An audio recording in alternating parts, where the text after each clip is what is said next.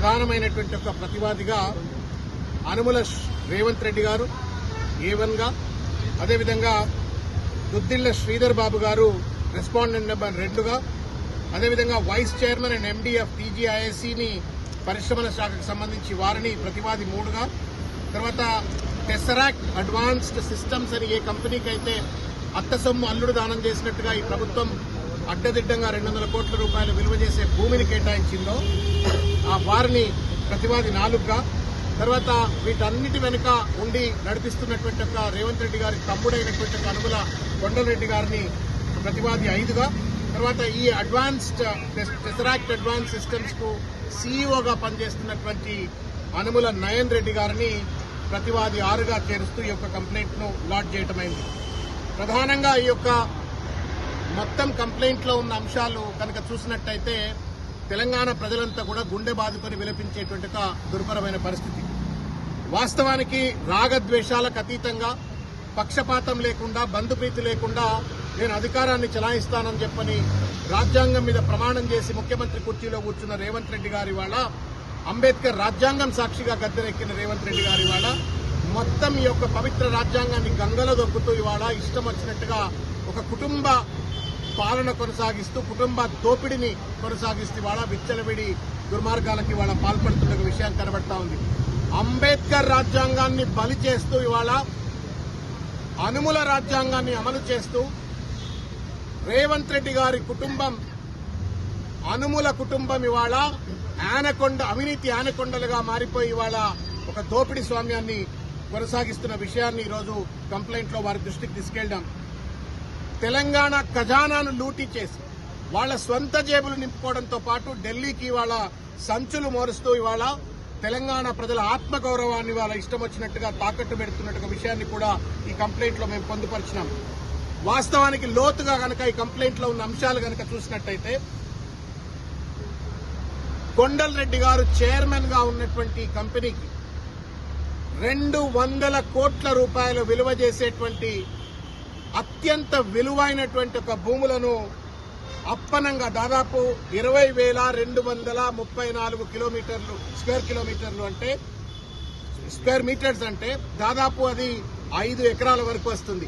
ఈ 5 ఎకరాల భూమిని అప్పనంగా కొండలరెడ్డి గారు చైర్మన్ గా ఉన్నటువంటి ఒక టెసరాక్ట్ అడ్వాన్స్ సిస్టమ్స్ అనేటువంటి ఒక కంపెనీకి రేవంత్ రెడ్డి గారి యొక్క ఇంటర్వెన్షన్ వల్ల, దాని వాస్తవానికి కనుక చూసినట్టయితే 200 కోట్ల రూపాయల విలువైనటువంటి ఒక భూమి కేటాయింపులు పొందినటువంటి టెసరాక్ట్ అడ్వాన్స్ సిస్టమ్ కంపెనీ లోతుగా వాళ్లకు సంబంధించిన యాన్యువల్ రిపోర్ట్స్ ను, మిగతా ఫైనాన్షియల్స్ అన్నింటినీ కూడా ఎవాల్యుయేట్ చేసినట్టయితే కళ్లు చెదిరిపోయేటువంటి ఒక బాధ కలిగించేటువంటి ఒక విషయాలు కనబడతా ఉన్నాయి.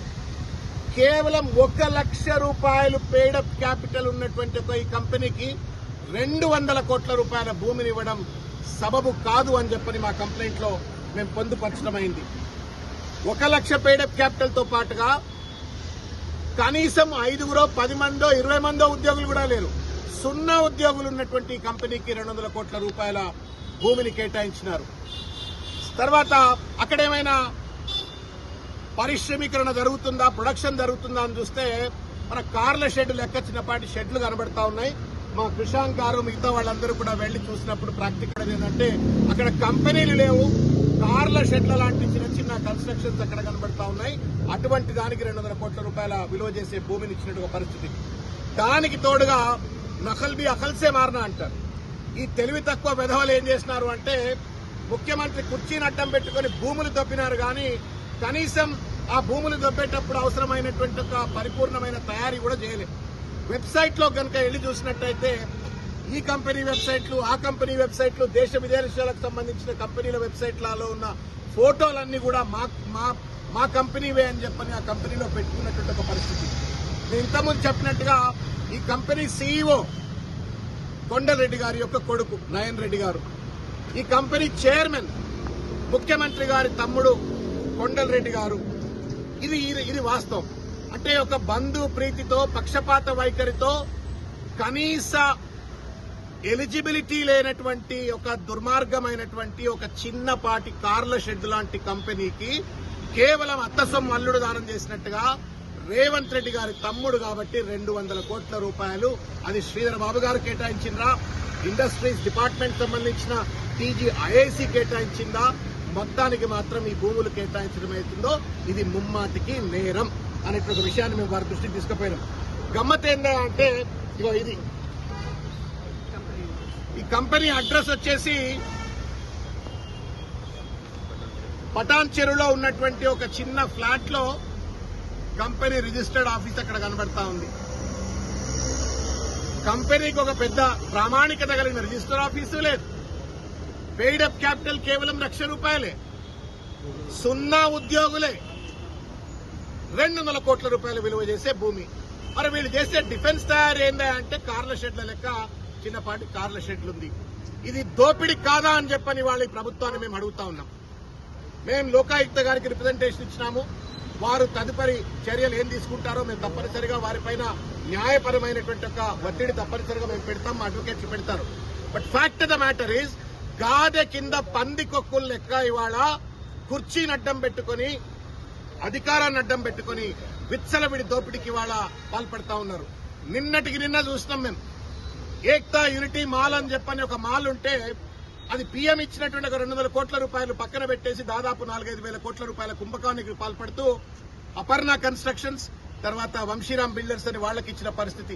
ఒక పక్కన పొంగులేటి శ్రీనివాసరెడ్డి, మరో పక్కన రేవంత్ రెడ్డి రాబందులు లెక్క మారిపోయి ఇవాళ ఇష్టం వచ్చినట్టుగా ప్రభుత్వ ఖజానాను లూటీ చేస్తా ఉన్నారు, ప్రజల భూములను దోచుకుంటా ఉన్నారు, ప్రజల ఆస్తులను ఇష్టం వచ్చినట్టుగా వాళ్ళ సంబంధించిన వాళ్ళ కట్టబెడుతూ ఇవాళ బినామీ షెల్ కంపెనీల ద్వారా ఒక దోపిడీకి పాల్పడుతున్న పరిస్థితి. పుట్టిన వెంటనే రేవంత్ రెడ్డి గారు మీట నొక్కగానే శ్రీధర్ బాబు గారు ముందుకొచ్చి అసలు ఈ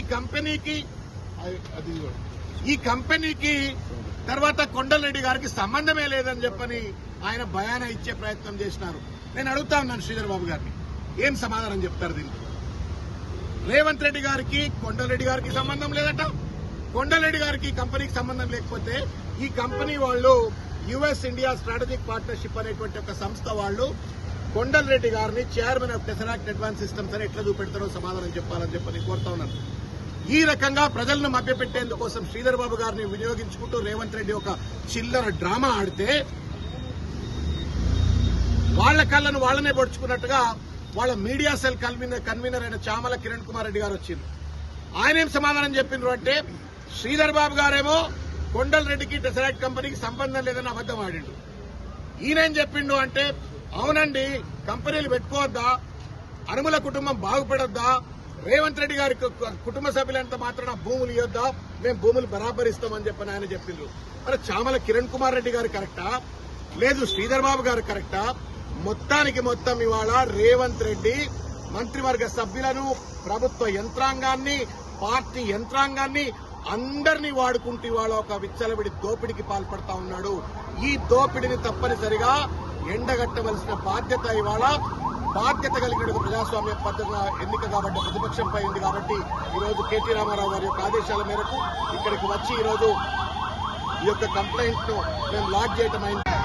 తప్పనిసరిగా గవర్నర్ దగ్గరికి వెళ్తాం, CAG దగ్గరికి వెళ్తాం, ACB దగ్గరికి వెళ్తాం, అవసరమైతే దేశంలో ఉన్నటువంటి ఎంత పెద్ద న్యాయ వ్యవస్థ అయినా సరే అంత వాటి దగ్గరికి వెళ్తాం. మూడా స్కామ్ అని చెప్పని సిద్దరామయ్య గారి నేతృత్వంలో జరిగినటువంటి ఒక మైసూర్ అర్బన్ డెవలప్మెంట్ అథారిటీలో జరిగినటువంటి స్కామ్ మోర్ ఆర్ లెస్ దీనికి దానికి సిమిలారిటీస్. అక్కడనేమో సిద్దరామయ్య గారి భార్యకు భూ కేటాయింపులు జరిగినాయి, ఇక్కడనేమో ముఖ్యమంత్రి రేవంత్ రెడ్డి గారి తమ్ముడికి భూ కేటాయింపులు జరిగినాయి. ఈ చర్యకు సిద్దరామయ్య గారు తన పదవిని కూడా రాజీనామా చేయవలసిన అగత్యం ఏర్పడ్డది. కానీ రేవంత్ రెడ్డి మాత్రం దున్నపోతు మీద నీళ్లు పడ్డట్టు వ్యవహరిస్తూ ఇవాళ అధికారాన్ని వాడుకుంటూ ఇవాళ విచ్చలవిడిగా వ్యవస్థలను వాడుకుంటూ ఇవాళ భూములు దొబ్బుతా ఉన్నాడు, డబ్బులు దండుకుంటా ఉన్నారు. ఈ డబ్బులను EMI కట్టినట్టుగా ఢిల్లీకి కడుతూ పదవిని కాపాడుకుంటూ ఇవాళ ప్రజలను మభ్యపెడుతూ ప్రజాపాలన అంటూ ఇవాళ దోపిడీ పాలన కొనసాగిస్తున్న విషయాన్ని కూడా మేము ప్రజల దృష్టికి తీసుకొచ్చే ప్రయత్నం చేస్తా ఉన్నాము. మొత్తానికి ఇది మొత్తం రేవంత్ రెడ్డి బినామీ వ్యవహారం. రేవంత్ రెడ్డి బినామీ వ్యవహారం. కంపెనీ అఫీషియల్ RCA రికార్డ్స్ లో చైర్మన్ గా కొండలరెడ్డి గారి పేరుండదు. కానీ కొండలరెడ్డి గారు మాత్రం తన లింక్డ్ఇన్ ప్రొఫైల్స్ లో గాని, ఇంతకుముందు నేను చెప్పినట్టుగా అమెరికన్ సంస్థకు సంబంధించిన వాళ్ళ ప్రొఫైల్స్ లో గానీ టెసరాక్ట్ చైర్మన్ అని చెప్పని ఆయనేమో క్లెయిమ్ చేసుకుంటూ ఉంటాడు. అంటే ఇదంతా ఏంటి అంటే రేవంత్ రెడ్డి కనుసన్నల్లో నడుస్తున్నటువంటి ఒక షెల్ కంపెనీ, బినామీ కంపెనీకి తమ్ముడి పేరును అడ్డం పెట్టుకుని ఆయన ఇష్టం వచ్చినట్టుగా భూములు కేటాయించినట్టుగా ఇవాళ స్పష్టంగా కనబడతా ఉంది. ఇది నారాయణ రెడ్డి గారు, చిన్న అబ్బాయి, సీఈఓ. ఆఖరికి రేవంత్ రెడ్డి తమ్ముడిని వదిలిపెట్టలే, తమ్ముని కొడుకును కూడా వదిలిపెట్టలే. అవినీతికి కాదేది అనర్హం అన్నట్టుగా దోచుక తింటందుకు, దెబ్బి తింటందుకు కోసం, ప్రజల సొమ్ము దెబ్బి తింటందుకు కోసం ఈ పిల్లగాడిని కూడా సీఈఓగా పెట్టి, కంపెనీకి సీఈఓగా పెట్టింది. నేను అడుగుతా ఉన్నాను ఇవాళ, నారాయణ రెడ్డి కొండలరెడ్డి కొడుకేనా? కొడుకే కదా. ఆ అబ్బాయి సీఈఓ కదా.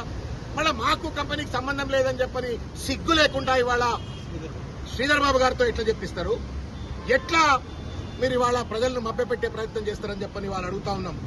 మొత్తం మీద ఇవి భారత రాజ్యాంగాన్ని ఉల్లంఘించినారు, సుప్రీంకోర్టు గతంలో ఇచ్చినటువంటి అనేక తీర్పులను ఉల్లంఘించినారు. కాబట్టి స్పష్టంగా బీఆర్ఎస్ పార్టీ పక్షాన మేము ముఖ్యమంత్రి గారి పైన కూడా సమగ్రమైనటువంటి ఒక విచారణ చేపట్టాలా ఈ మొత్తం వ్యవహారం పైన అని చెప్పని, అదేవిధంగా శ్రీధర్ బాబు గారు ఏదైతే టెసరాక్ట్ కంపెనీకి కొండరెడ్డి గారికి సంబంధం లేదని చెప్పని వారు చెప్పినారో వారిపైన కూడా విచారణ జరపాలని చెప్పని డిమాండ్ చేయటమైంది. దాంతో పాటుగా ఈ మొత్తం ఈ టెసరాక్ట్ కంపెనీకి సంబంధించిన రికార్డులన్నీ కూడా లోకాయుక్త జప్తు చేయాలని చెప్పని